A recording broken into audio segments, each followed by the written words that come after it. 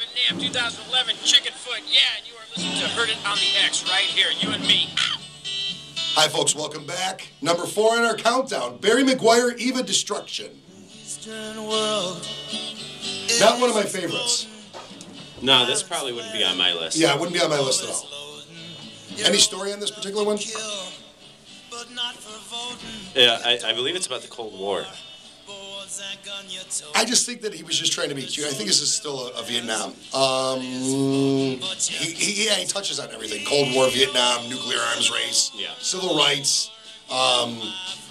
inspired lines. You're old enough to kill, but not old enough for voting. Yeah. So that's, I don't know. Are you ever old enough to kill? Number 3. This is a great song. 1, 2, 3, 4. We actually played this last week.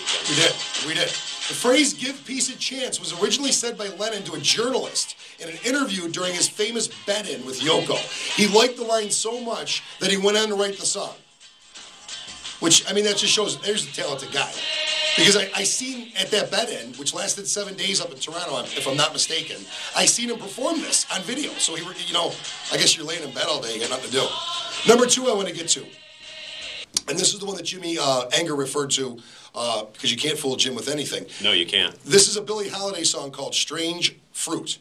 Southern trees bear strange fruit, blood on the leaves. Abe Maripol, a Jewish high school teacher from the Bronx, wrote this haunting song about the lynching of 2 black men, Thomas Shipp and Abe Smith, in August 1930, condemning American racism and the lynching of blacks in southern states. The Billie Holiday singing it, she opens it up with these lines: "Southern trees bear strange fruit, blood on the leaves and blood on the root. Black body swinging in the southern breeze, strange fruit hanging from the poplar trees." Yeah. That is a really powerful song. 1930. And once again, it doesn't have to be anti-war. It doesn't have to be anti-anything. It could just be about a serious topic. That's a serious topic. And by the same token, protests generally bring change. People will tell you right now, this movement isn't good for anything. This movement isn't good for anything. Politicians who make their money off being politicians, who get paid to do nothing but politics, are paying attention to everything that's going on. I just thought I want to tell a real quick story of, I thought of another protest song. It's not real popular, but the Trues, they're a band that we've had on the show a couple times. They're actually coming back to Buffalo in late November. I think Colin's going to join us again. He's been on twice. The first time I had him on, he and I talked about a song that he had. Now, they're a Canadian band. They wrote a song called "Gun Control" in response to the Virginia Tech shootings.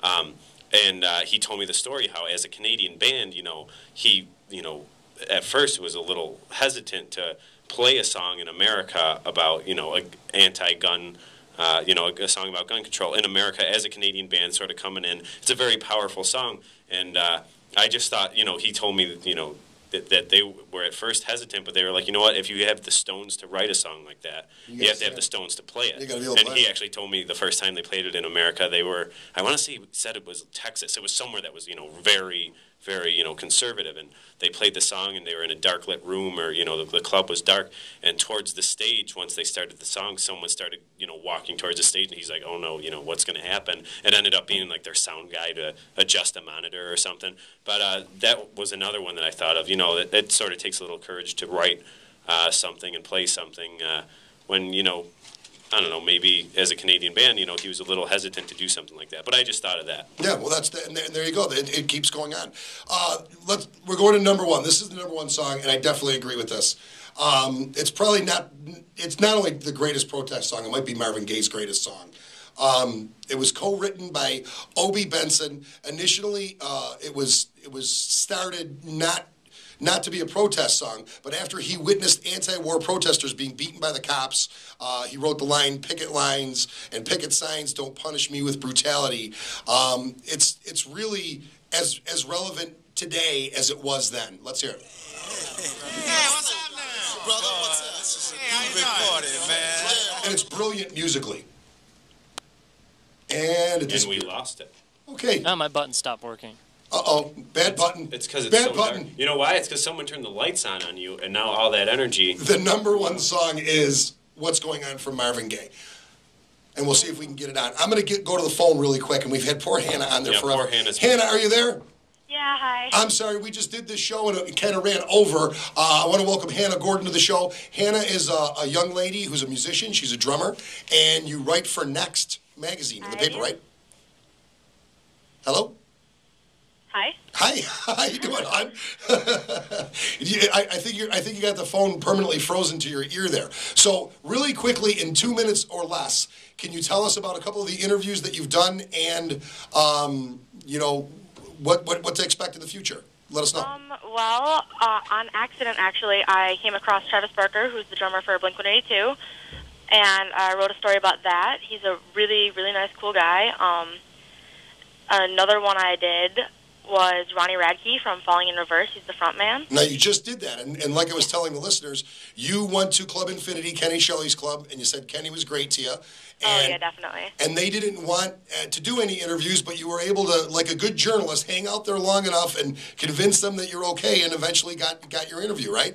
Yeah, he was rejecting interviews all day and just kind of didn't want anybody. They were very secluded. They'd been there since like 3:30, and at the time it was about 6, and they just didn't want anyone around. There was a lot of drama between Ronnie and his old band, and he's had a lot of bad publicity from jail and a lot of different things that he's been through, and he just didn't want anybody. And for some reason, he said yes to me, heard I was from the Buffalo News, heard I wasn't some 30-year-old man coming to try and dig dirt on him again, but like... So it worked out. That's great. Let me ask you a question. Do you want to stay in music journalism? Do you think that's something you want to do? I'm interested in a lot of things. I'm not really sure what I want to do, but I definitely, two big things are music and journalism for me, so if I could combine them, that'd be great. Well, that's absolutely fantastic. And we're going to have you as like a contributing reporter, calling in every once in a while and let us know what's going on, okay? All right, sounds like a plan. All right, Hannah, thank you so much. And I'm sorry we put you on hold. We're going to get you on in a longer segment where you can tell us about your interviews, definitely with Travis and Ronnie, okay? All right, yeah, sounds like a plan. All right, I'll talk to you soon. All right, bye. That's going to be really cool. She's a younger person. She's got a lot of energy. She's really interested in music. She's a great musician. She plays guitar. She plays drums. And she brings her own kind of slant to it. And that's, younger people get involved, which is fantastic. That is fantastic. And that'll, hopefully, our show today will get people thinking about getting involved. And don't forget, folks, the show is brought to you by richesmusicexchange.com and Riches Music Exchange over in Hamburg, 716-646-6240. Wednesday nights, if you are a songwriter, if you're a musician, come down to Max Village Brew House, sit in with the expensive winos, and we're going to bring you on the show. If you've written a great protest song, we're going to get you on the show and perform live. We've come to the end of another show. I want to thank everybody involved. And remember, folks, if you heard it on the X.